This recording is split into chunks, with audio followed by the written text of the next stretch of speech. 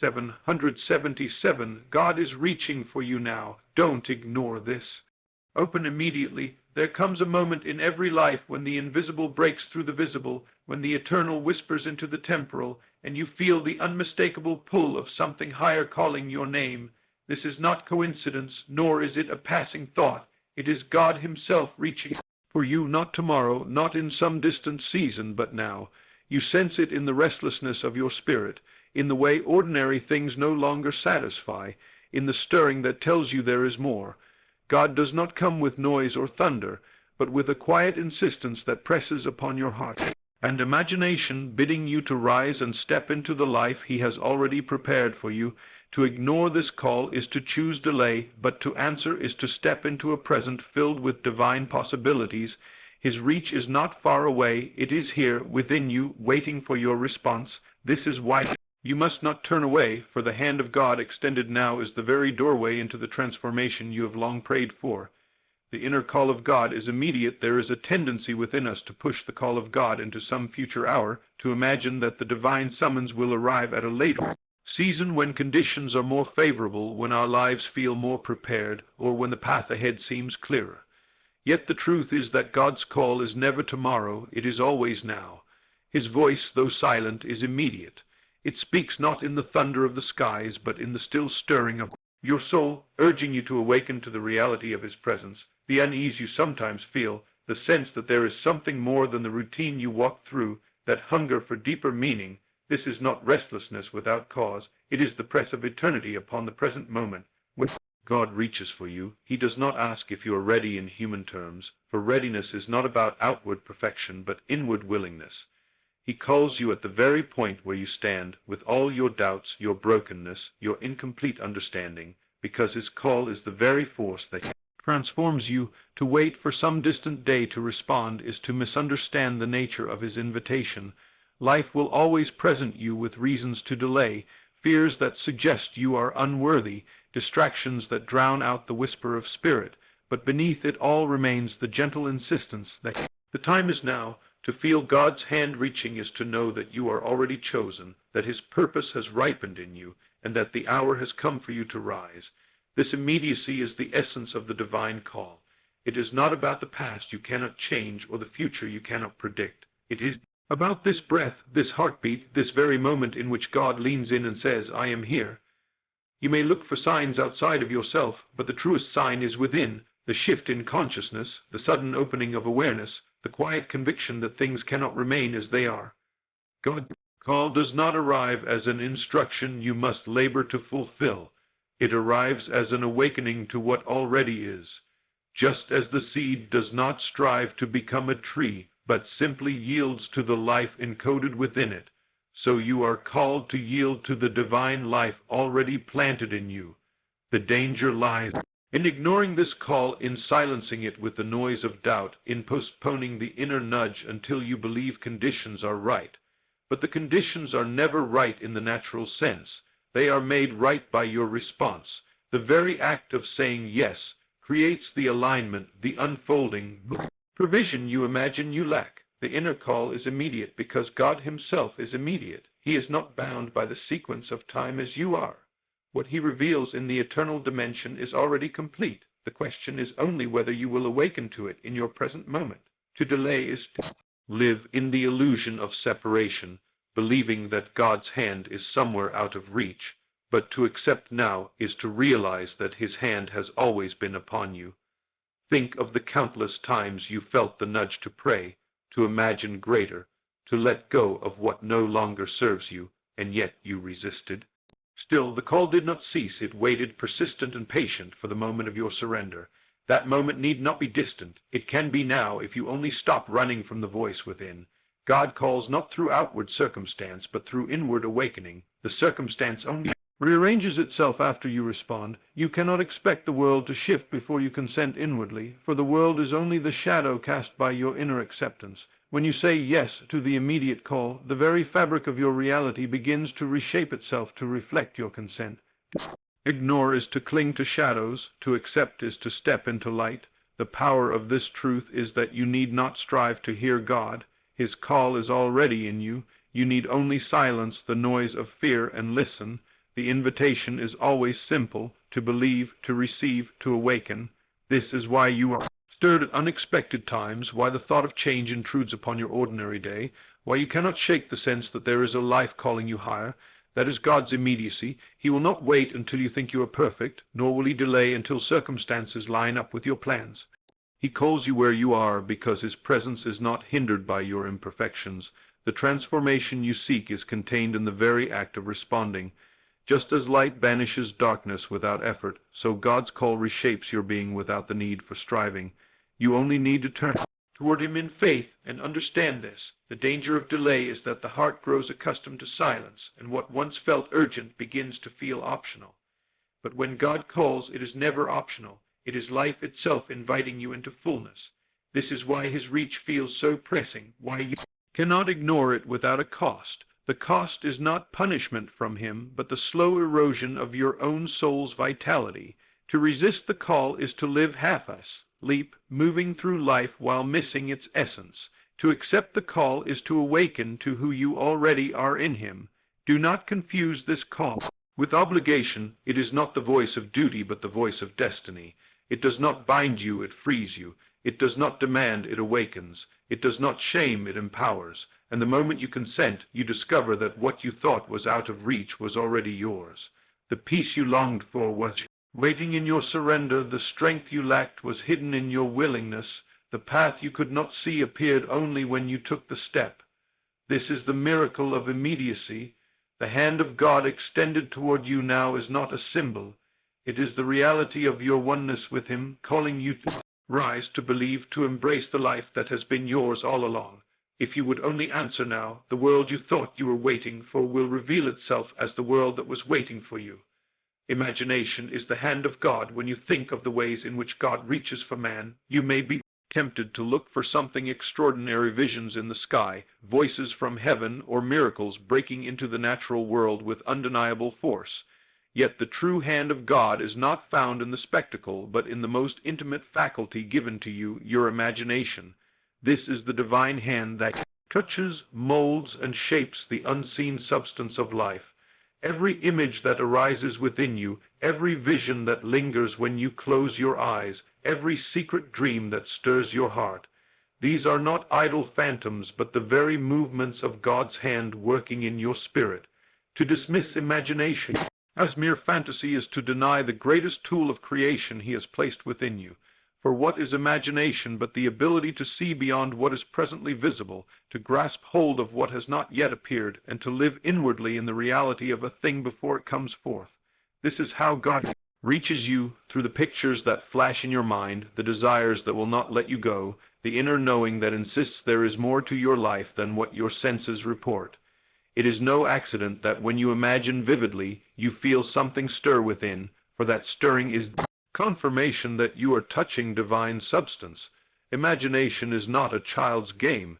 It is the spiritual womb in which God conceives his promises. When he places a vision in you, he is placing his hand upon you, shaping your future, molding your reality. You may believe that God works only in external, rearranging circumstances and opening doors, but those outward shifts are only shadows of the inner work first done in imagination. To ignore your imagination is to ignore God's hand, for he does not speak to you only in words, but in images, impressions, and inner pictures that bypass limits of reason. Think of how often you have longed for change, only to find yourself revisiting the same pictures of failure, lack, or disappointment in your mind. Without realizing it, you are allowing your imagination to mold your reality into the very thing you dreaded. Yet when you dare imagine differently, when you take hold of God's hand and let him guide your inner vision, the impossible becomes possible. For as you see inwardly, so life responds outwardly. This is the mystery, that the unseen governs the seen, that the invisible shapes the visible, that imagination is the workshop where God builds the realities you are destined to walk in. If you would only honor this faculty, you would understand that prayer is not begging but beholding, not pleading but picturing. True prayer is the act of placing yourself in the state of the answered desire, seeing yourself already in possession, and resting in that vision until it feels more real than what your eyes behold. That vision is God's hand stretched out to you, and your acceptance of it is the clasping of that hand in faith. You may ask, how do I know whether this is God's imagination or my own? But there is no separation, for God works through the faculties he has given you.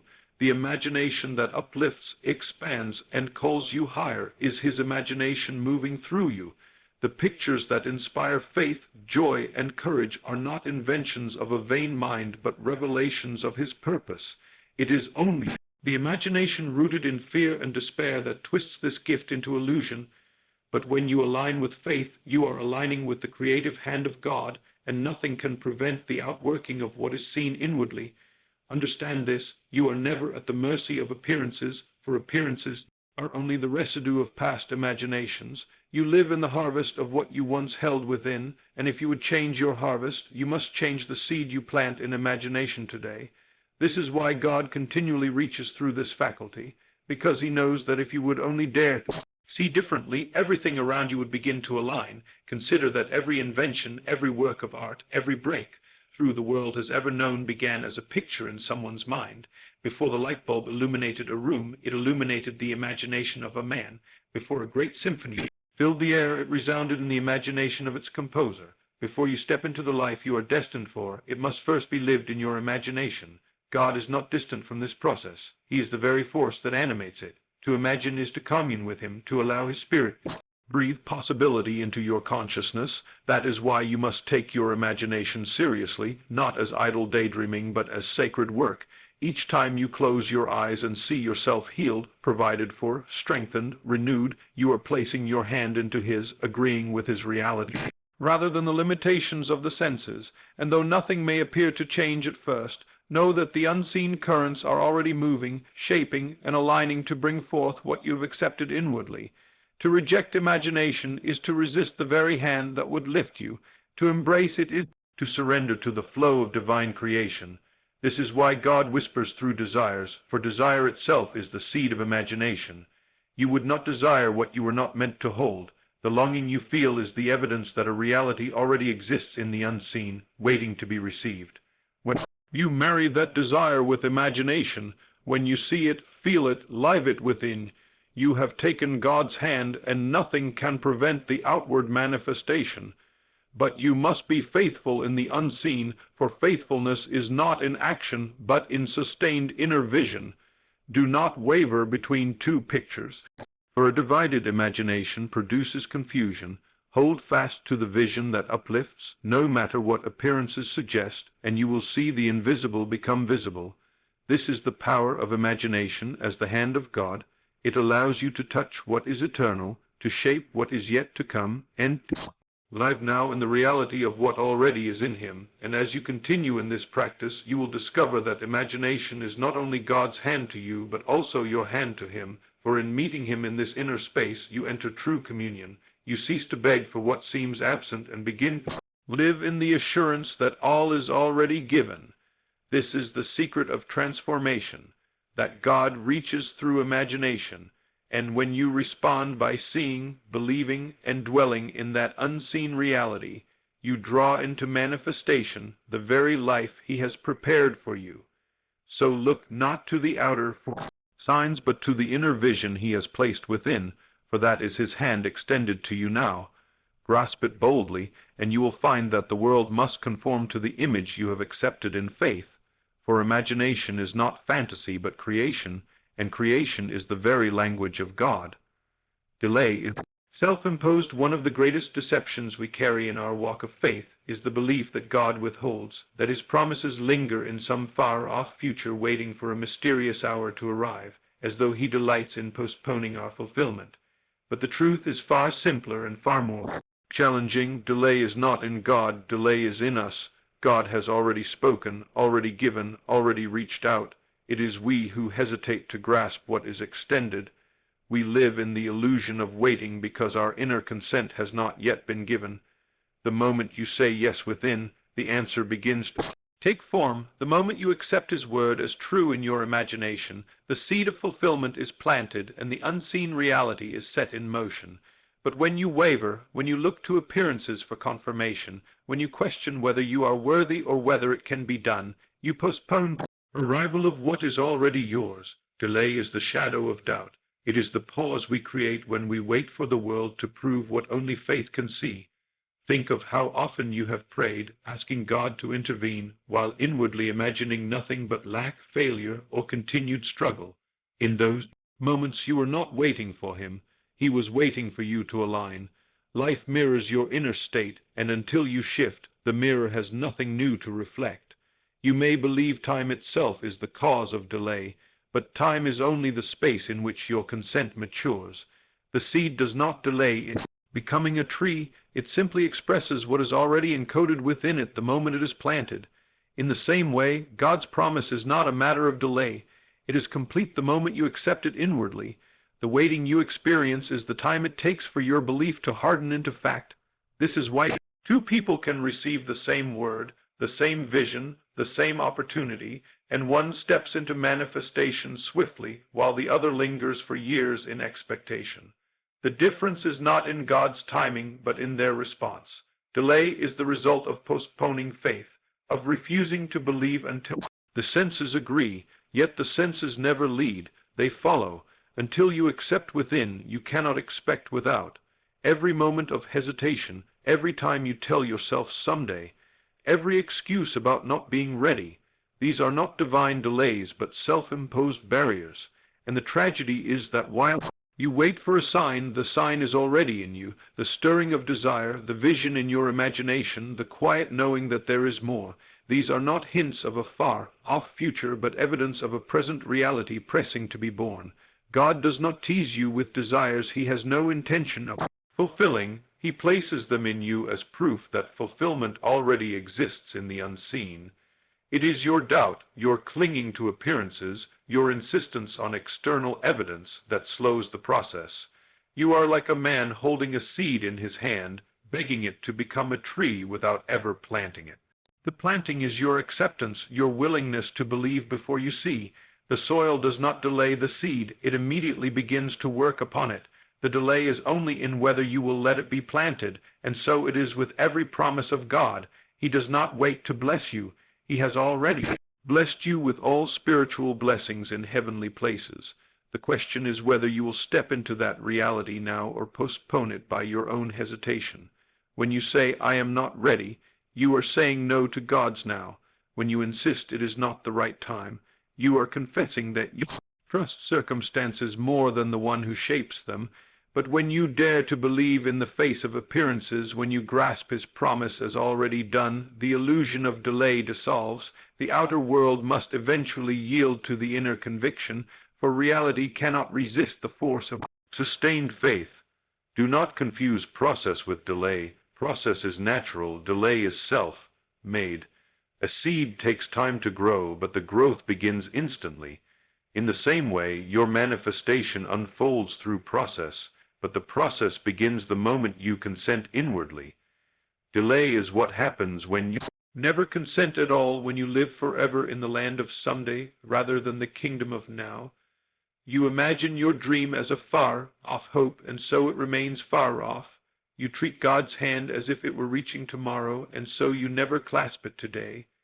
Yet the call of spirit is always immediate, always present, always urging you to awaken now. You do not need another sign, another confirmation, another reassurance. What you need is to stop postponing the truth that already burns within you. Delay is the product of fear dressed as wisdom, hesitation masquerading as patience. Patience is not waiting in uncertainty, but resting in assurance, knowing that what you have accepted is already accomplished. There is no strain in patience, only peace. Delay, however, carries restlessness, anxiety, and the endless cycle of asking when. If you find yourself constantly asking when, it is not because God is late, but because you have not yet believed. The moment you do, the question of when loses its grip, for faith lives in the now. Understand that life is always mirroring your inner state. If you project delay, delay will reflect back. But if you project completion, the world cannot help but align with it. What you call waiting is not time ticking away, but your own refusal to step into agreement with God. He has already reached for you, already placed his word in your heart, already revealed his vision in your imagination. To ignore it is to impose delay, to silence it is to chain yourself to yesterday, but to accept it is to release yourself into the flow of now. This is why some live lifetimes chasing after promises while others leave fulfilled, not because God favors one over another, but because one consented inwardly while the other postponed. You do not have to postpone any longer. You can choose now, in this breath, in this heartbeat, to accept what he has already given. Do not wait for tomorrow is only the name you give to your resistance today. The hand of God does not stretch in delay, it stretches in immediacy, the moment you say yes. You will realize that delay was never in him, it was always in you, and when that veil falls, you will awaken to the truth that every promise, every blessing, every miracle you thought you were waiting for was waiting for you to finally believe. Signs appear in the present. We often live as the signs from God belong to a future moment, as if they will arrive one day to assure us that we are on the right path, to confirm our faith, or to give us courage to take the next step. But this very way of thinking blinds us to the truth. Signs are never postponed. They appear in the present. The hand of God does not stretch out tomorrow. It stretches out now, and it does so by arranging your world in ways that reflect his invisible message. What you call coincidences, what you dismiss as passing thoughts, what you brush aside as ordinary encounters, these are the subtle signals of his nearness. Signs are not always grand or spectacular. They are woven into the fabric of your day, quietly pointing you toward alignment, the conversation that stirs your heart, the scripture that speaks directly to your situation, the inner tug you cannot ignore. These are not random. They are evidence that God is reaching, that he is arranging your outer world to mirror the inner call he has already placed within you. To wait for a future sign is to miss the one glowing before you now. The truth is that life itself is the sign. Everything around you is reflecting your state of being, echoing back to you the condition of your heart and the direction of your faith. When you walk in doubt, you will see doors close, delays multiply, and frustrations rise, not as punishment, but as mirrors urging you to awaken. When you walk in faith, you will find confirmation in unexpected places. A word of encouragement from a stranger, an opportunity opening where you thought none existed, a sudden peace in the midst of chaos. These are signs in the present, declaring that the unseen reality is pressing into visibility, yet many of us overlook them because we are waiting for something dramatic. We want thunder from heaven while ignoring the whisper of spirit. We long for visions while dismissing the quiet orchestration of events that only faith can recognize. Signs do not come to convince you. They come to confirm what you have already chosen within. This is why some see signs everywhere while others see nothing at all. The difference is not in the world but in the eyes of the beholder. Faith sharpens your perception, enabling you to recognize that the world is always speaking. When God reaches for you, he speaks in the language of alignment. A door closes not to harm you but to redirect you. A delay does not mean denial but preparation. A desire that persists is not mere longing but a sign of the reality that already exists in the unseen. When you learn to read these signals, you realize that signs are never distant. They are present, immediate, alive. The key is to stop dismissing the present moment as insignificant. God does not hide his guidance in tomorrow. He reveals it in today. This is why you must live awake, attentive, sensitive to the movements of spirit in the ordinary flow of life. The book that just happens to fall into your hands. Person who enters your path with the very word you needed, the sudden inspiration that rises in your imagination. These are all divine signals, urging you to walk forward in faith. To ignore them is to live blind in a world filled with revelation. To embrace them is to realize that God is closer than your own breath. The danger of waiting for tomorrow's sign is that you never respond to today's, and in doing so, you postpone the very life you are called to live. Signs are not given for tomorrow's faith. They are given to strengthen you now. They are God's way of saying, I am with you here in this moment, in this very situation. When you dismiss the present in search of the future, you miss his presence. Yet once you learn that signs appear in the now, you begin to live with a heightened awareness. You realize that there is no such thing as ordinary, for the ordinary is saturated with the extraordinary when seen through faith. Every moment becomes a canvas painted with divine meaning. Every encounter becomes a message. Every circumstance becomes a clue. This awareness transforms delay into readiness, confusion into clarity, despair into hope. You are no longer searching for evidence that God is with you. You are perceiving it everywhere, and the more you perceive, the more it multiplies, for perception itself is the door to greater revelation. When you acknowledge the signs already present, you align yourself with the flow of God's purpose, and the outer world begins to mirror your faith more boldly. Signs are not meant to enslave you to dependence, but to awaken you to recognition. They remind you that God is not silent, that He is moving in and through all things. The bird that crosses your path, the number that repeats itself, the dream that lingers when you awake, these too can carry divine significance when received in faith. The world is alive with meaning, but meaning is not imposed from without, it is revealed from within. When you see with spiritual eyes, everything speaks. When you remain blind, nothing is enough. The truth is that God is always communicating, always reaching, always aligning, but you must decide to listen. This listening is not straining your ears for a mystical voice. It is cultivating a heart attuned to the present. It is saying, God, I know you are here now, so I will see your hand in this moment. And when you do, the veil of randomness falls away, and life becomes a living conversation with the divine.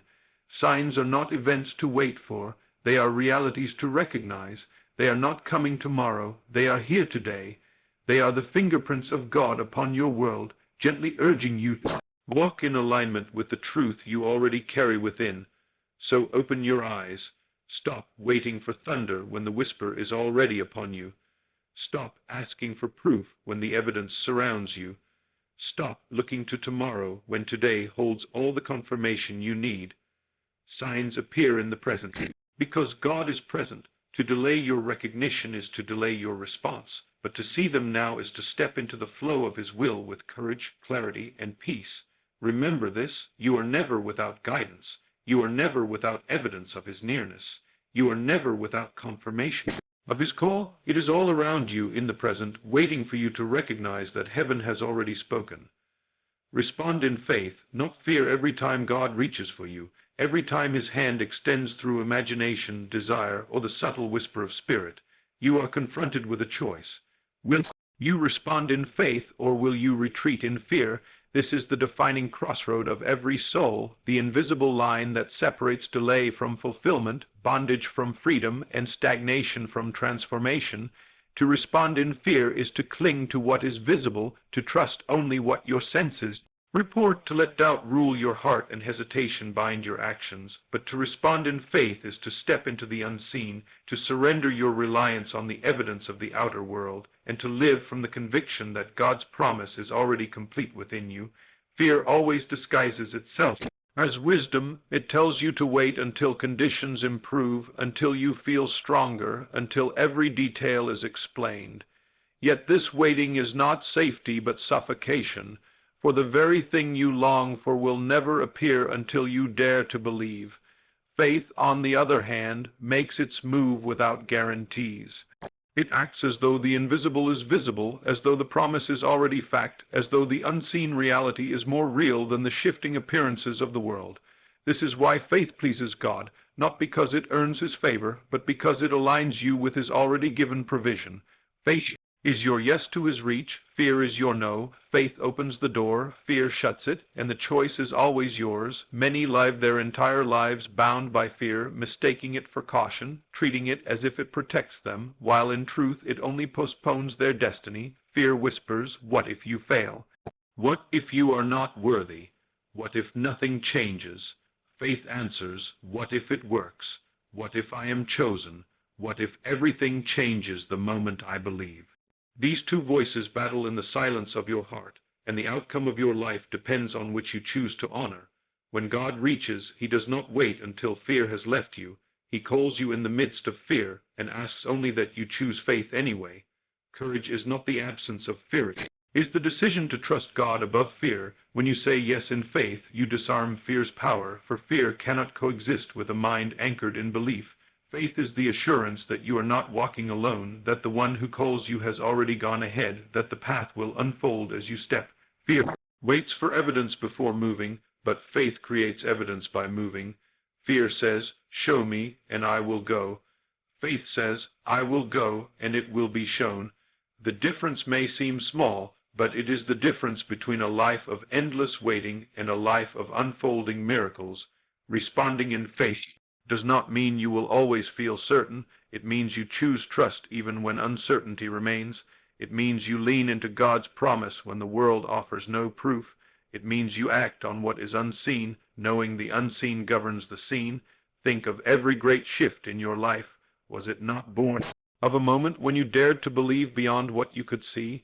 When you took a step into the unknown, did not provision meet you there? This is the pattern of God's dealings with his children. He reaches, you respond, and reality rearranges. But if you respond in fear, the rearrangement never comes, for you are holding fast to the old picture. Fear clings, faith releases. Fear shrinks, faith expands. Fear doubts, faith declares, and what you declare inwardly is what the world reflects outwardly. This is why fear produces cycles of delay. You imagine lack, and lack multiplies.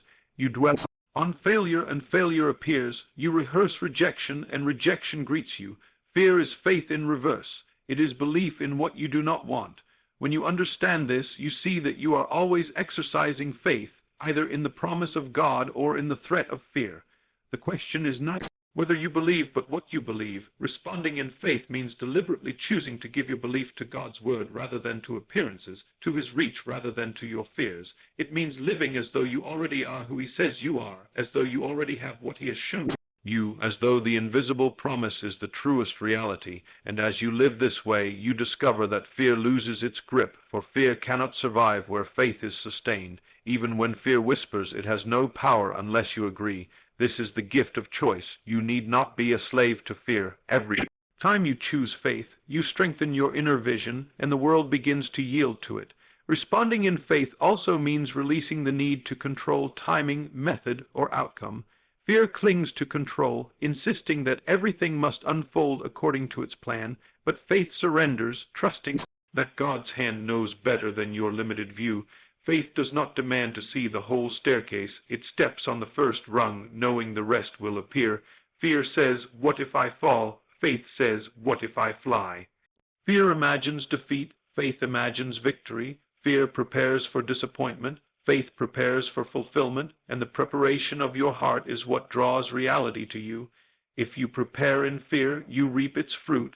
If you prepare in faith, you reap its harvest. This is why your response matters so deeply, because God has already reached. The only question is whether you will align with fear or with faith.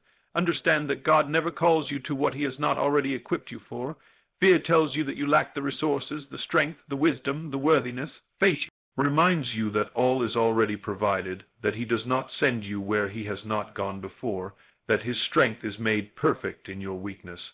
To respond in fear is to dishonor his sufficiency. To respond in faith is to magnify his glory. Which will you choose? The life you long for is not waiting in some distant hour. It is waiting on your response now. If you respond in fear, you postpone it. If you respond in faith, you step into it. This is the great secret. The difference between the fulfilled and the unfulfilled is not in God's timing, but in human response. The fulfilled say yes in faith, the unfulfilled said no in fear, and every moment offers you the chance to choose again. Even if fear has ruled you for years, even if hesitation has cost you time, you can still respond in faith now, and the moment you do, the tide turns, delay dissolves, alignment begins, and the unseen becomes inevitable, for faith is not just belief. It is the bridge between what is promised and what is experienced. It is your hand clasping God's hand, your yes meeting his reach, your courage rising above your fear. Respond in faith, not fear, and you will discover that what you longed for was never far away. It was waiting for the moment you believed. Speak life into your vision. The words you speak carry the power of creation, for they are not empty sounds, but seeds that shape the reality you inhabit. Every vision God plants within you requires the nourishment of your tongue to bring it forth, because the tongue is the rudder of life, steering your destiny toward manifestation or destruction. Too often, people cancel their own prayers, not because God has not answered, but because their mouths contradict the faith they profess in silence. They say they believe, yet their words speak doubt. They declare promises in prayer, but rehearse defeat in conversation. They imagine abundance, but speak lack. And then they wonder why their vision seems delayed, not realizing it is their own tongue that has bound it. To speak life into your vision is to align your mouth with your faith, to declare with conviction what God has already placed within you, to let no word of fear or failure escape your lips, because every word is a decree, every phrase is a prophecy, every sentence is a seed. Just as God created the heavens and the earth with words, you create the conditions of your life with the language you choose daily. This is why Scripture declares that life and death are in the power of the tongue. It is not a poetic statement, it is a spiritual law. When you speak in agreement with your vision, you breathe life into it, giving it strength to manifest in the seen world. When you speak against it, you suffocate it before it has the chance to emerge. Speaking life does not mean you ignore reality. It means you refuse to let reality dictate your speech. You may see lack, but you declare provision. You may feel weak, but you proclaim strength. You may face opposition, but you confess victory. Your words are not reflections of the present. They are declarations of the future. They are not commentary on what is, but commands to what must become. To speak life into your vision is to live from the end, to verbalize the fulfillment before you see it. Rehearse the promise rather than the problem. This is why many fail to see their dreams manifest. They give more airtime to the problem than to the promise. They talk about how hard it is, how long it is taking, how impossible it feels, instead of letting their mouths be instruments of faith. But your tongue is not meant to amplify obstacles. It is meant to magnify outcomes. Every time you speak life, you reinforce the inner image God has given you, and reality begins to align with that vibration. Consider how you speak to yourself daily. Are your words nurturing your vision, or are they poisoning it? When you wake up, do you complain about the day, or do you declare that it will align for your good? When you face setbacks, do you say, "This always happens to me," or do you say, "Even this is working together for my good"? When you encounter delay, do you declare, "It's not working," or do you affirm, "In God's time it is unfolding perfectly"?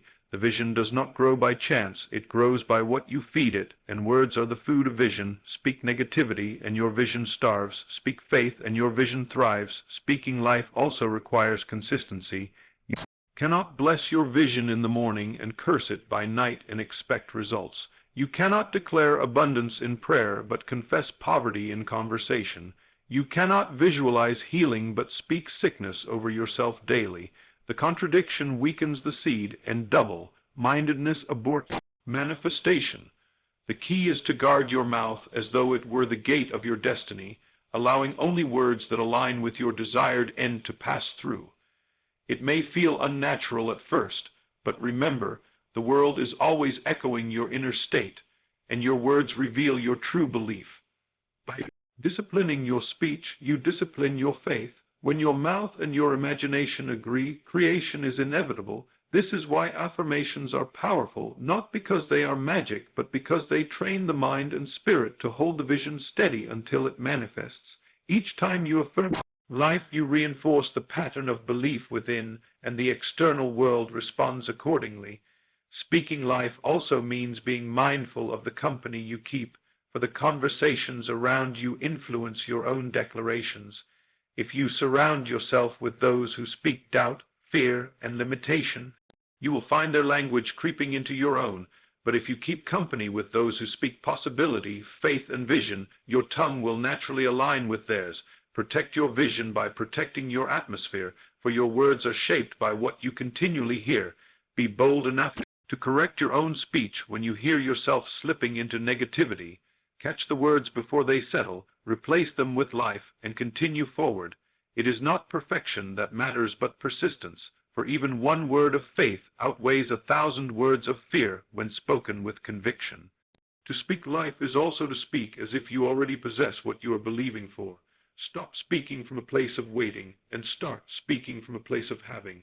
Instead of saying, "One day I will," declare, "I am now." Instead of saying, "I hope it happens," say, "It is already done." Instead of speaking lack with phrases like, "I can't afford it," speak abundance, "I am richly supplied."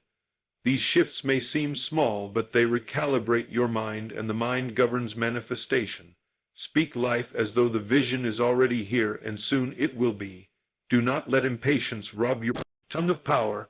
Many speak faith for a season, but give up when results delay, returning to fear-based language. But the true test of vision is whether you can hold your confession steady even when nothing seems to change. Speaking life is not about instant gratification. It is about continual alignment with the unseen reality until it breaks through. It is persistence in speech that births manifestation, not occasional bursts of positivity. Keep declaring, keep affirming, keep speaking, for your words are like water to the seed of vision. They may not produce overnight, but they are working underground until the moment of breakthrough. Speaking life also means refraining from cursing others, for the same mouth that blesses your vision cannot bring forth bitter water. If you release words of envy, hatred, or criticism, you corrupt the purity of your speech. A divided tongue cannot manifest a united vision. Speak life not only into yourself but into others, for what you release multiplies back into your own life. Encourage, uplift, affirm, and you will find your own vision accelerating, for you cannot pour life into others without also watering your own soil. Finally, remember that speaking life is not mere positive thinking. It is alignment with divine law. It is partnering with God in the creative process, echoing his decree until it becomes flesh in your world. Your words are not powerless. They are decrees backed by the authority of the Spirit within you. When you speak, heaven listens and the earth rearranges. Therefore, never treat your words casually. Every sentence you utter is shaping your tomorrow. The question is, what kind of tomorrow are you shaping? Will it be one of fulfillment or one of frustration? The answer lies in whether you speak life or death into your vision. Guard your mouth, align your speech with faith, rehearse the promise more than the problem, and refuse to let fear dictate your declarations. Speak life into your vision daily, with boldness and conviction, and watch as the unseen becomes seen, the promise becomes reality, and the vision becomes your living testimony. For life and death are in your tongue, and if you choose life, your vision cannot help but flourish. The invitation to surrender. There comes a moment when the soul feels the gentle tug of God's hand, not as a force that demands, but as an invitation that calls you deeper into the unknown. This is the invitation to surrender, the quiet but undeniable awareness that you can no longer live by your own strength, your own reasoning, your own control. Surrender is not weakness. It is the doorway to divine power. It is the recognition that the more you strive to manage everything, the more entangled you become in fear, frustration, and delay.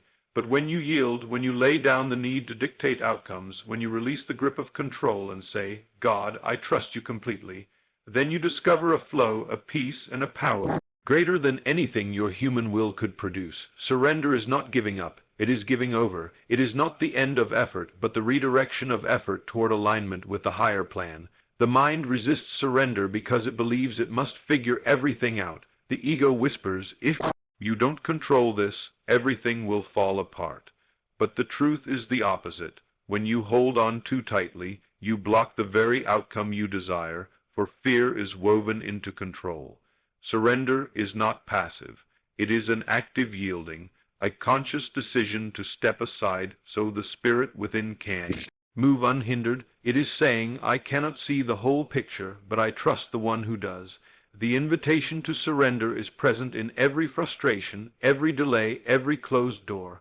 These moments are not punishments, but reminders that your own striving has limits, and that only through yielding will the higher path open. To surrender is to acknowledge that life is not against you but for you, and that every circumstance, no matter how it appears, can be used for your good when entrusted into God's hands. Many resist this invitation because they equate surrender with loss, as though to yield means to forfeit dreams, desires, and individuality. But in reality, surrender is not the loss of yourself, it is the discovery of your true self. The dreams God has placed within you are not destroyed by surrender, they are perfected. Your desires are not silenced, they are purified. Your individuality is not erased, it is magnified. Surrender does not strip you, it clothes you in power. It does not diminish you, it exalts you into alignment with divine purpose. Consider how often you have prayed for answers, for breakthrough, for clarity, and yet continue to carry the weight yourself as though God were a helper rather than the source. True surrender is laying it all down, not halfway, not holding on to fragments, but fully releasing the outcome into his hands. It is saying, even if I do not see the path, I trust the way. Even if I do not understand, I rest in your wisdom. Even if it looks contrary, I believe you are working all things together for my good. This is not resignation, it is radical faith. To surrender is to finally let go of the timeline you have constructed. You wanted it to happen yesterday, but God's timing is perfect. You wanted clarity now, but sometimes the lesson is trust. You wanted a straight path, but sometimes the detours are the training ground for the blessing. The invitation to surrender is an invitation to rest in this truth. You are held, you are guided, and you are not forgotten. Every delay is purposeful, every obstacle is a teacher, and every closed door is a redirection to something higher. In surrender, anxiety dissolves because you realize you are not responsible for forcing results. In surrender, peace emerges because you know that what is meant for you cannot pass you by. In surrender, strength rises because you are no longer leaning on your own limited resources, but on an infinite source that never runs dry. Surrender also means releasing the need to understand everything before you obey. Many hold back because they want the full picture before taking the first step, but surrender is trust without full explanation, obedience without all the details, faith without visible evidence. It is walking into the unknown with confidence that you are not alone, that the one who calls you will also equip you. Think of how a child trusts the hand of a loving parent. They do not need to know destination, they only need to know that they are being led. This is the posture of surrender, a childlike trust in the one who knows the way. The invitation to surrender often feels like a wrestling match within because the ego does not die quietly. The mind resists, clinging to control, fearing what it cannot predict. But when you finally yield, when you finally release, you discover that surrender is not loss, it is gain. You realize that you were never meant to carry the burden in the first place, that your shoulders were too small for the weight you insisted on holding. You realize that the invitation to surrender was never about weakness. It was about trust, intimacy, and partnership with God. To live surrendered is to live light. It is to wake up each day with open hands instead of clenched fists, with a heart ready to receive instead of a mind ready to control. It is to say, I will do what I can, but I will not force what is beyond me. I will move in faith, but I will leave the results in God's hands. This posture transforms how you see life. No longer do you interpret setbacks as failures. They become redirections. No longer do you fear the unknown. It becomes an adventure. No longer do you dread the future. You welcome it with trust. Surrender turns every situation into an opportunity for divine partnership. The beauty of surrender is that it does not take away your agency, it empowers it. You still choose, you still act, you still move, but you do so from a place of flow rather than force. Your actions are no longer frantic grasps at control, they are expressions of faith. You no longer toil in fear of failure, you labor in confidence of victory. This shift is subtle but powerful because it moves you from anxiety-driven striving to spirit-led living. The invitation to surrender is extended to you daily, in little irritations, in the unexpected delays, in the unanswered questions. Every moment you are given the choice. Will you cling to control, or will you release it? Will you trust your limited perspective, or will you trust the one who sees the whole? Will you resist the flow, or will you step in? Your answer determines your peace, your progress, and your power. To ignore the invitation is to remain entangled in fear. To accept it is to step into freedom. When you surrender, you do not lose, you win. You do not fall behind, you are accelerated. You do not shrink, you expand. For surrender is not about you doing less. It is about God doing more through you. And when God does more through you, the impossible becomes possible. The closed door becomes an open gateway. The barren season becomes fertile ground. The invitation to surrender is the highest call you will ever receive, because it is the call to trust that the author of your life is writing something greater than you could imagine. And when you finally yield, when you finally let go, when you finally trust fully, you realize that surrender was never about loss. It was always about gaining the life you were truly meant to live.